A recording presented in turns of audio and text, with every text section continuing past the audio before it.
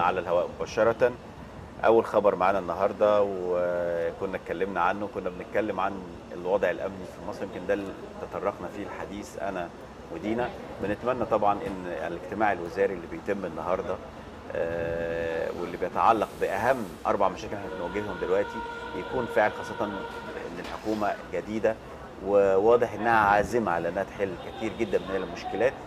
اهم حاجه بس اظهار، وانا مؤكد ده تاني، اظهار الاسباب عشان الشعب يتعاون، لان يعني مش عايزين الحكومه هتحكم شعب مصر، مش هتحكم في جزيره منعزله، لازم الشعب يبقى على درايه عشان يقدر يبقى عنصر فاعل في الحلول.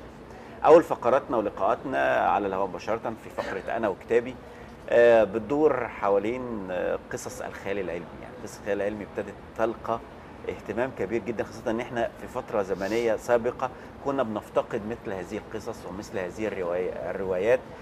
دائما كانت بتبقى روايات بترصد واقع احنا بنعيشه، واقع شعبي، واقع درامي، واقع يعني اجتماعي. دايما الروايات كانت بتدخل في هذه المنطقة، انما الخيال والنظرة للمستقبل دائما كانت مش بتبقى بعيدة. يمكن كانت هذه النوعية من الكتاب مش موجودة في مصر بشكل كبير. النوعيه دي تواجدت خاصه بين شريحه كبيره جدا من الشباب، وقدموا لنا بعض القصص الخيال العلمي وايضا القصص التاريخيه وكثير جدا منها. بيسعدنا يكون معانا ضيفنا النهارده وقصص الخيال العلمي اكيد اللي هنتحدث فيها معاه زياره كونيه ونحن الماضي. بيسعدنا يكون معنا الكاتب والروائي ماجد القاضي. اهلا بك. مرحبا حضرتك. يسعد صباحك. مرحبا. يسعد صباحك. دلوقتي يعني الحقيقه زي ما هاني قال احنا مش متعودين قوي، او ما كانتش حاجه منتشره قوي حكايه قصص الخيال العلمي، لكن احنا كبرنامج دي تاني حلقه نلاقي يعني معانا كاتب بيكتب خيال علمي. بيكتب خيال علمي، ده حقيقي. اشمعنى الخيال العلمي؟ بسم الله الرحمن الرحيم. هو يعني هو طبعا كان موجود بقاله فتره في مصر، بس يمكن مذكور مشهور عنه قوي كان الاستاذ نهاد شريف الله يرحمه، كان هو رائد يعني المجال ده، بس فضل فتره طويله لوحده. واستاذ رؤوف وصفي ايه ما بتلقاش رواج مثلا؟ هو احسب ذلك، يعني زي ما حضرتك قلت قبل كده كان واقع مرير قوي. فهو خيال، والخيال العلمي هو ربما ميزته عن الخيال الفانتازي انه بيدي امل، لان هو مبني على اسس علميه. ايوه بالظبط، فبالتالي بيديك امل ان ده ممكن، يعني حاجه ممكن تحصل فعلا، خاصه لو يعني كان من اقوى انواعه اللي هو بيسموه الهارد ساينس فيكشن، او اللي بيترجموه يعني حرفيا الصعب، اللي هو فعلا بيبقى مبني على اسس علميه دقيقه لدرجه ان ممكن يعني ما عندكش حد فاصل كقارئ ما بين الواقع والخيال فيه. فبالتالي لما يحصل وبشكل متقن، الروايه بتبقى منسوجه بشكل متقن يعني على اسس علميه، فالقارئ اكيد من غير ما يحس بيقول ده خيال، هو ممتع وفي نفس الوقت مبني على اسس علميه، يعني اذا ده ممكن. اعتقد قبل الثوره بالذات يعني ما كانش الواقع يدي اي امل في حاجه زي كده، فربما ده كان من الاسباب. لكن انا فعلا اعرف يعني عدد كبير من الشباب بيكتبوا فيه من فتره، بس ما كانش باين. ربما الاسباب الثانيه برضو او سبب رئيسي، يعني ما كانش في حد قوي بيغامر برضو للسبب السابق، ما كانش في حد بيغامر من الناشرين ان هو ينشر المجال ده، يعني ان هو يعني ينشر في المجال الخيال العلمي. بعد الثورة أنا شفت أكثر من دار نشر اتشجعت، ويعني على رأسها في رأيي يعني اللي هي دار ليلى، اللي أنا ناشر معاها رواية غير ما نقول أسامي يعني لأنها بس بتقدم مبادرة صراحة ما شفتهاش في أي دار تانية، إن هو يشارك شباب كتير لدرجة في 2 أو 3 ينشر حوالي 100 عنوان. هي دار واحدة وشبابية برضه. عنوان يعني كتاب. عنوان كتاب منفصل، فطبعا 100 كتاب في دار نشر في ما هياش نرجع لأعمال حضرتك عشان ما نقعدش نستفيد في ان احنا نمدح. نعم. طيب عايزين زيارة كونية. زيارة كونية خيال علمي. طيب عايز بس قبل ما تقول لي تكلمنا عن زيارة كونية، عايز حضرتك قلت الفانتازيا والخيال العلمي. كثيرين جدا بيربطوا ان الاثنين واحد، الفانتازيا هي الخيال العلمي. في فرق؟ طبعا في فرق كبير. هو طبعا الفانتازيا اللي هو خيال مطلق ملوش اي قواعد، يعني لا علمي ولا غير علمي بالزبط. اي خيال مطلق. ربما اللي هو ينطبق قوي على 1000 ليله وليله او 1000 ليله وليله مثلا. ممكن حيوان يتكلم عادي مقبوله في الفانتازيا يعني. ممكن زي ما زي بالظبط زي ما حضرتك قلتي برضه، ممكن يعمل واقعي لكن باحداث كده مش منطقيه خالص، فبرضه طالما ما لهاش اسس منطقيه يبقى فانتازيا. فالخيال العلمي نفسه فيه جزء فانتازي، يعني في بعض المصنفين بيصنفوا خيال علمي فانتازي، لكن زي ما بقول بيتدرج بقى من اللا منطقيه لغايه اصعب حاجه اللي هي اللي هو الخيال العلمي الصعب، اللي هو فعلا لا اسس علميه حقيقيه، ومشهور بقى طبعا بها بعض الكتاب الغرب زي اسحاق اسيموف. يعني هو اشهرهم في الموضوع ده، ان هو خيال علمي يعني متقن جدا. ففعلا زي ما لك بيبني على نظريه مثلا موجوده حاليا، لكن يعني مدى بقى تطبيقها هو بقى يبين الكلام ده انه ممكن يعني. فده كمثال يعني. لكن الفانتازيا طبعا زي ما قلنا من غير منطق خالص، مش مبني على اي قواعد يعني. طب في نوعيات اخرى لكتبك زي التاريخيه؟ طب هو بس اتكلمنا على الزياره الكونيه، هو لسه ما اتكلمش كل ده لسه. هي بس الزياره كونيه برضو تيمه، يعني هي بتبني على تيمه من تيمات شهيره في الخيال العلمي، اللي هي الغاز موجوده في عالمنا كتير قوي. حاجات كلنا عارفينها تقريبا، مشهوره قوي بالنسبه للناس كتير، زي مثلا مثلث برمودا. هي مش عنه لكن ده مثال يعني. ليه شواهد كتير جدا وفي غموض، لكن ما حدش عارف لغايه دلوقتي تفسيره بدقه. فطبعا ده يعني زي ما يقولوا يعني مجال زياره خاص كونيه كده من غير طبعا انا ما قريتهاش، بس هي عن احد هذه الالغاز، زائرين قادمين من الفضاء بالظبط. هي احد الالغاز ومشهور قوي، يمكن قريب مننا في مصر، هي في ليبيا. كهوف مشهوره اسمها كهوف تسيلي. فدي عليها على يعني النقوش اللي على الجدران بتاعتها موجوده فعلا. ويعني حتى اي باحث على اليوتيوب او كده يشوفها كتير جدا.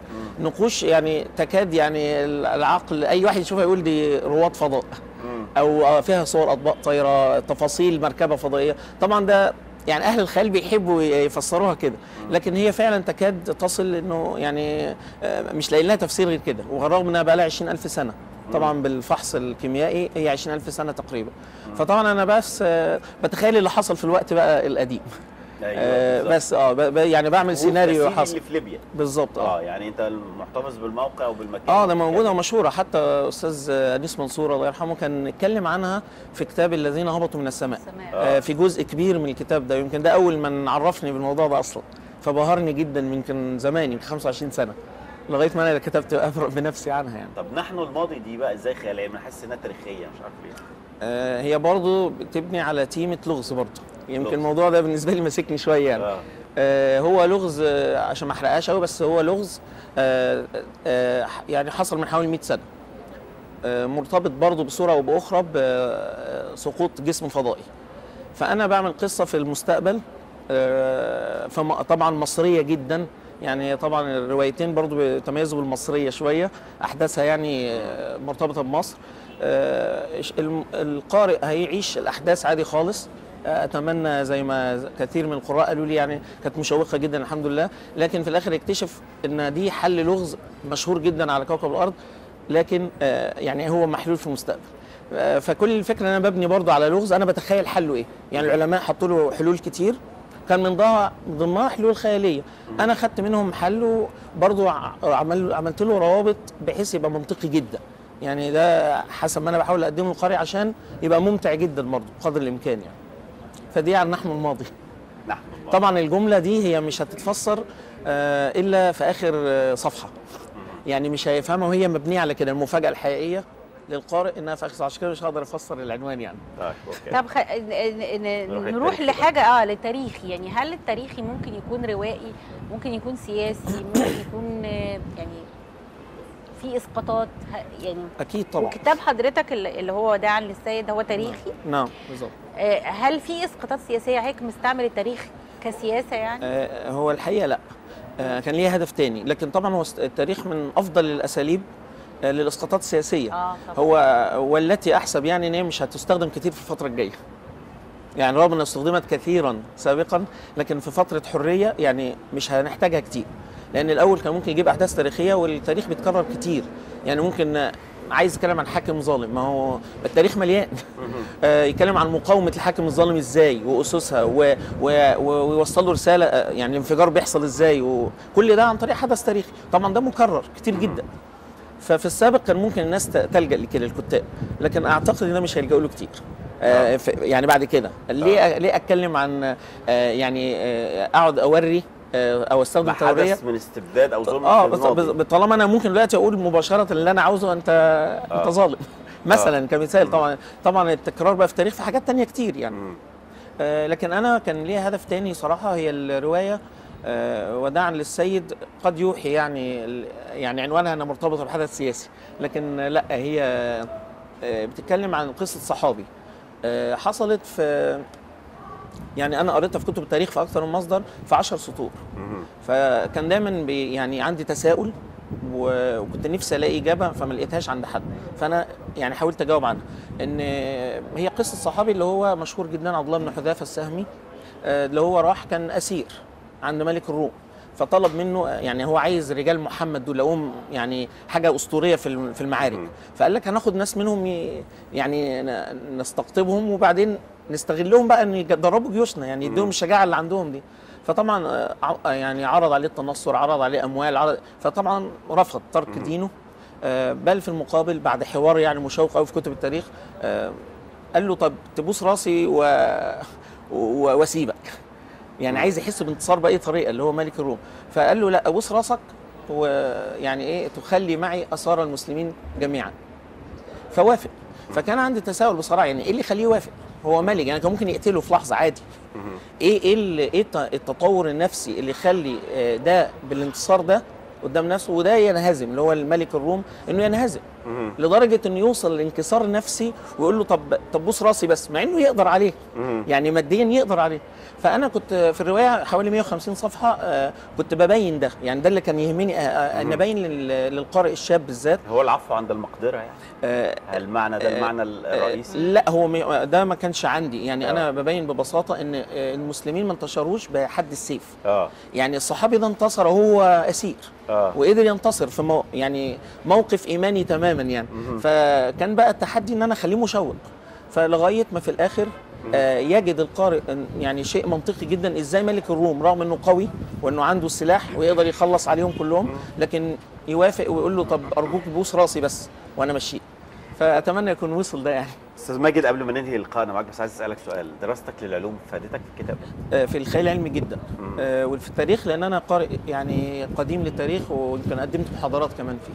فدول المجالين اللي انا شويه الحمد لله متمكن منهم، ففعلا دول المجالين اللي بكتب فيهم. الواقعي لسه صراحه. بالتوفيق ان شاء الله. الله يكرمك. الكاتب والروائي الاستاذ ماجد القاضي، بشكر حضرتك جدا وكل سنه وحضرتك طيب. مشاهدينا الكرام، هنطلع لفاصل وبعد الفاصل هنرجع نكمل حواراتنا وهنلتقي مع الدكتور احمد دياب وحوار حول التغذيه في رمضان، ولكن بعد الفاصل.